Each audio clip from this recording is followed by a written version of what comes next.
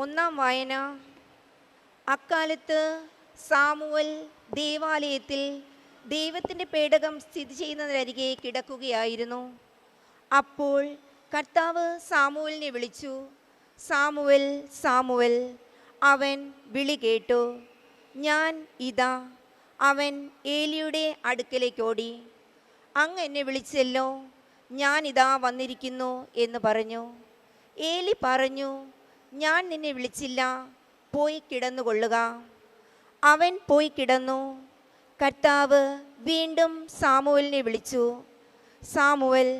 അവൻ എഴുന്നേറ്റ് ഏലിയുടെ അടുക്കിലേക്ക് ചെന്ന് പറഞ്ഞു, അങ്ങ് എന്നെ വിളിച്ചല്ലോ, ഞാനിതാ വന്നിരിക്കുന്നു.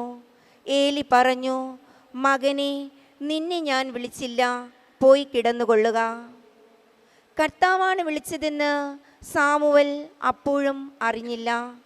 കാരണം അതുവരെ കർത്താവിൻ്റെ ശബ്ദം അവന് വെളിവാക്കപ്പെട്ടിരുന്നില്ല.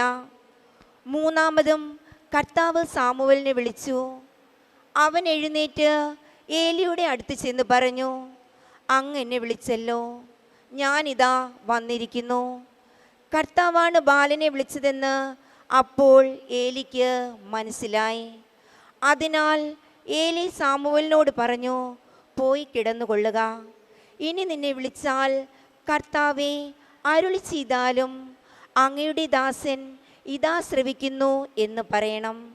സാമുവൽ പോയി കിടന്നു. അപ്പോൾ കർത്താവ് വന്നു നിന്ന് മുൻപിലത്തെ പോലെ സാമുവൽ, സാമുവൽ എന്ന് വിളിച്ചു. സാമുവൽ പ്രതിഫലിച്ചു, അരുളി ചെയ്താലും അങ്ങയുടെ ദാസനിതാ ശ്രവിക്കുന്നു. സാമുവൽ വളർന്നു വന്നു. കർത്താവ് അവനോടുകൂടെ ഉണ്ടായിരുന്നു. അവൻ്റെ വാക്കുകളൊന്നും വ്യർത്ഥമാക്കാൻ അവിടുന്ന് ഇടവരുത്തിയില്ല.